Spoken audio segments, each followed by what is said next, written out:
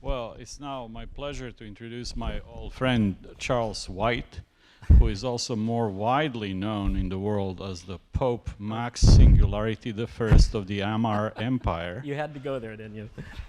where he commands vast fleets of spaceships in virtual reality. But in his spare time, he's also deputy to chief knowledge officer of JPL, where he does some less interesting work. But Charlie is also one of the pioneers of uses of virtual reality for space research technology and outreach, and under his another alter ego known as Jet Burns. But I'll let him talk. All right, so I'm one of those crazy guys that has to run around. So if you hit the lights, I guess here we go. All right, let's see if my new remote works. So virtual heritage in knowledge management. First off, thank you, George, and thank you for Keck for allowing me to address all of you. You know, I was told that if you give a talk at Caltech, you always have to start with an Einstein quote. So, finally. So you've heard this word a couple times from the other speakers, experience. And so I was sitting in the audience going, yes. This is great. Learning is experience, and everything else is just information. But knowledge management, that's kind of a new word. Everybody understands what project management is, because that's been going 40-some years. But knowledge management's only about 20 years old. Look, I'm kind of virtual. I'm like 3D. I'm so 3D. So knowledge management is all of this stuff. When I go to a bar or to a restaurant and people are like, what do you do for a living? I'm like, oh, I fly spacecraft. But we do it by all of these things. The social element is in here, the development, the management, communication. How do we communicate with each other? And all of this is really important. But unfortunately, knowledge is perishable. We can actually forget how to do something. And we have lost knowledge. This is an archaeological dig. Seriously. It is at the Smithsonian Museum in 2008. We were working on the, not the Orion, but the one before it, the Constellation mission. And we forgot the knowledge, much of the knowledge of Apollo. And only because the Smithsonian held these artifacts that we actually conducted an archaeological dig. And it was basically a nerd Christmas for us because all of a sudden we had physical knowledge that we were able to regain from this. So our heritage, when it comes to knowledge management, is literally about sitting in a campfire. If you think about it, we've been sitting in front of a campfire eons before we've been sitting in front of a computer monitor. And we've been sitting around that campfire telling stories. Because storytelling was the first way to be immersed in a virtual environment. This guy says, I caught a fish this big. But the woman says, well, I caught a fish this big. And the guy says, that's not a big fish. This is a big fish. And she says, where I come from, we measure them between the eyes.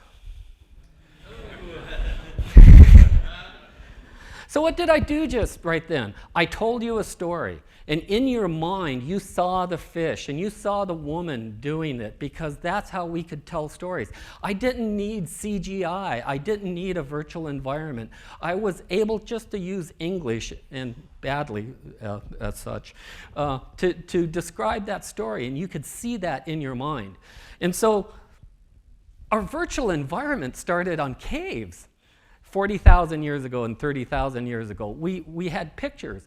And if you think about it, we didn't have photography for that period. That's only not even 100 or 100-some years old. You know, we had hand drawings. When a painting was introduced at a museum, people would flock like they were going to a Star Wars movie, because they could immerse themselves inside a painting like we just take for granted nowadays. But another speaker talked about fidelity. I'm diving into this world. And these rocks, this fidelity, these plants, this isn't on Earth. And it's not on Mars either. It's nowhere. Everything you are seeing is 100% virtual. That is a virtual environment. This is the highest fidelity that I could find to prove to you that these environments are becoming real. That this is what the capability. I could put a dragon in here. I could put myself in there as an avatar, as Max Singularity, as the Pope of New Eden, or as Jet Burns from my Second Life days. But that is where our fidelity is headed towards. So, where are we going into the future? This is a pilot from EVE Online, and you notice it's totally black on the faceplate. It's similar to the F-35. With that helmet, she can see all of you. There are no blind spots. She can actually look behind her. She can look through her jet or through her spacecraft. She can look anywhere, and she can see everything within a virtual environment. And guess what, folks? This may be coming for you in your automobiles. When you're driving, you may have this blast shield, and you'll be able to look through your car and see a virtual environment. And this is in Reykjavik, and there I am dressed as the Pope, sorry, but there I am. We're in a virtual environment. And we're training pilots to do this right now. And this is kind of a mixed reality because they are in the virtual world, but yet they're also flying in cockpits, which really increases not just the realism, but another word we call immersion. And I just added this from lunchtime, just now. This is my newest slide. Because you were one of the speakers was talking about how it's hard to hold your hands up, and another participant talked about putting their hands on a steering wheel. EVE players actually can run 22 accounts at the same time. And right here are 14 different spaceships that not only does a person have 3D spatial awareness, they're multitasking 14 accounts at the same time. So don't underestimate the passion and the capability that some people have within these 3D environments. And this is the word I'm after, the immersion. It was so funny, I'm sitting in the audience, everybody's talking about Avatar and everything. I'm like, oh, yay. This is the immersive environment that we want to get. And again, I pull up Einstein's quote, learning is experience. We want to experience that environment. We want to participate. And we all want to do it en masse. We want to do it together. And this is not a new idea. The dream has always been there. From the 1950s, there has always been this heritage into the virtual environment. Remember, that's the title of my talk, Virtual Heritage in Knowledge Management. So this is part of our heritage in the virtual environment. But NASA is not new to virtual reality. We've been doing it since 1985 with these giant, clunky 16-color, yeah, 16 colors. That was modern. Fidelity rigs at that time. And immersion plus experience is that learning how to survive in outer space. So in knowledge management, we go all academic. And when we say academic, we say there's explicit knowledge and there's tacit knowledge. Well, explicit knowledge is how do you learn how to ride a bike? You can read a book about riding a bike. But tacit knowledge is actually getting on the bike and falling off the curb. And that's the knowledge. You need both of those in order to have that knowledge. This is our heritage. You needed a whole crane in order to wear a virtual reality headset. And now they're walking around with sunglasses, like that. So this is part of our heritage. But in this case, it's a shared experience. It's only two players that are when I say players, I'll define that in a second. But there are two people within this virtual world. EVE Online, just last weekend, set a new record last Friday or Saturday for 6,100 human beings in the same battleground. So talk about a multi-user experience. But let's go back to the cave. This is old. This is 2000. You know, some people talked about you go back into a cave and what do you do? Because it's a lot safer to crash a virtual airplane than it is to crash an actual plane. So this is a training environment where multiple people can participate. And at NASA, we created the Ames Future Flight Center, and this is role-playing. And what I mean by role-playing is the air traffic controller or the ground controller is playing it. Each pilot inside that airplane, and when I say inside, they're actually sitting in a simulator. We have 2 high-fidelity simulators that the pilots sit inside, but not everybody gets to sit inside the cockpit. Some of them are sitting at a laptop running something like Microsoft Flight Simulator. And the ground controllers are controlling the traffic. The air traffic controllers are controlling the approach. The departure controllers are controlling the departure. And this facility has been used for the runway design for Los Angeles International Airport. Because again, NASA, National Aeronautics, we're not just space, we're also make sure you got here safely in aeronautics. And so this is part of role-playing. And this is what we call serious gaming, because it's a serious game, you know, where we're doing storytelling in this environment. So I may have gotten in trouble because at JPL around 2006, 2008, this is where I met George, was within the virtual world of Second Life. And what we did is there are now 3 Earth Science Center, the Astrobiology Center, and the Mechanical Design Center that we built inside Second Life. And so this is the Earth Science Center that exists in Building 264. And so since I'm a humble person, I don't like to brag about myself, I'll let Tom do it. I'm Tom Soderstrom, Chief Technology Officer for IT at JPL. And this, what you're going to see, is a room that was designed by Charlie White and others in the virtual world, in Second Life. So we wanted to take Second Life to First Life, and all of this was visualized and designed and redesigned and changed again in Second Life by Charlie and the team. And when they presented it to the people who would make the decisions on funding, etc., they were the discussion changed from when you saw just a blueprint to when you actually could visit it and see it.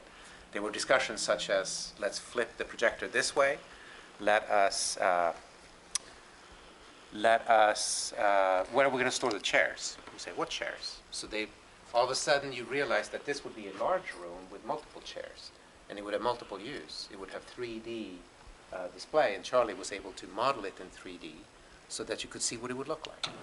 He was able to ask other avatars to come in and test it out, sit in it, try it, collaborate in it. And with all that, we were able to create a collaboration center that has now become a physical real center. So we had avatars coming in from Second Life. They were just the general public. So we had a bunch of people in suits, and then I had a unicorn come in. So it's kind of interesting. So we talked about a little bit about augmented reality. And again, JPL's not new, and neither is the United States. Augmented reality is a simple heads-up display. So we've been kind of doing augmented.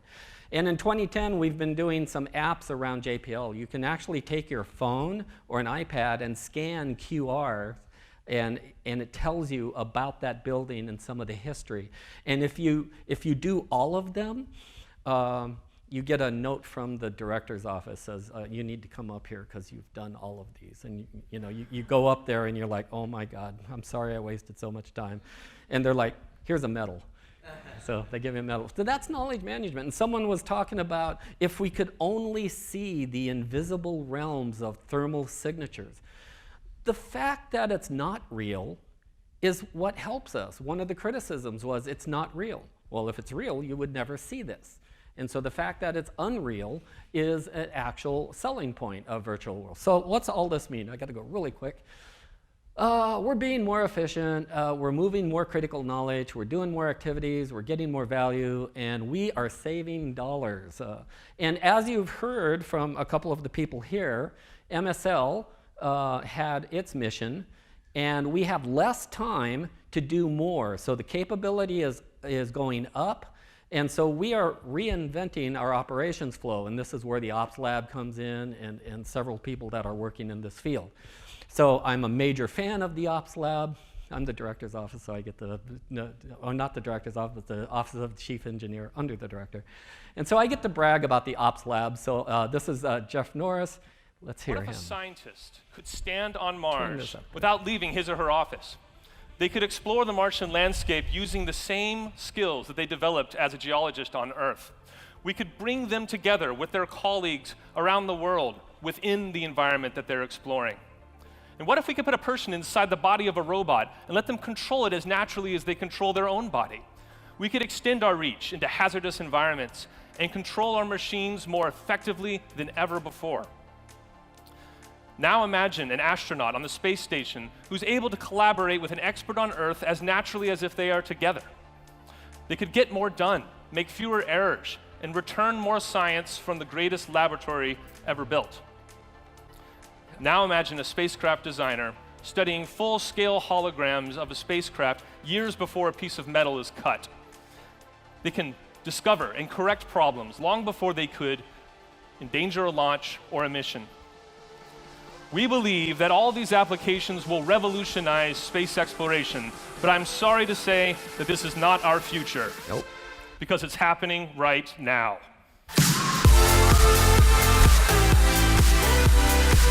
You can dance, everybody, after lunch.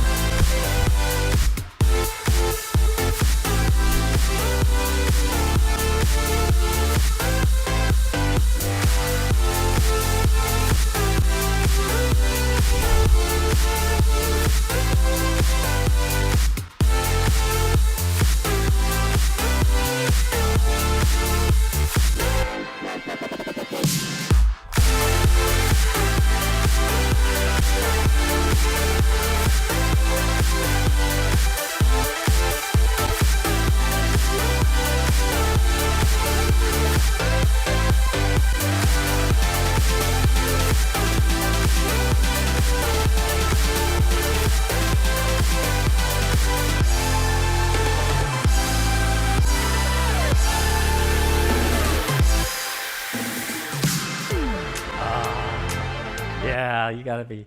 So that's the Ops Lab advertisement for you. It's happening now. You can go to the website. They have some awesome videos up there. You can see all of these things that they're doing. I'm so proud of them. It's really awesome. So this literally is knowledge management. This is knowledge on the move. We are taking knowledge and moving. We are telling stories. Can you see what they see? Can you see what I see? They're there, they're standing around it immersed as if what they're looking at is concrete, as if it's real. And this is our new campfire.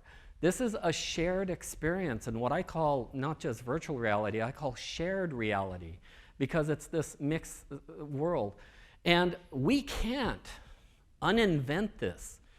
Our competitors are getting better at this. Our enemies are getting better at this.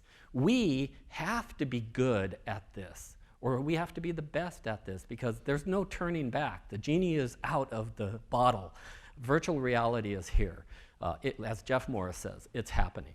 So now we have our heritage. We have a new campfire that we're sitting around. And so now we're going to be telling stories in a virtual world. That's virtual heritage. Thank you.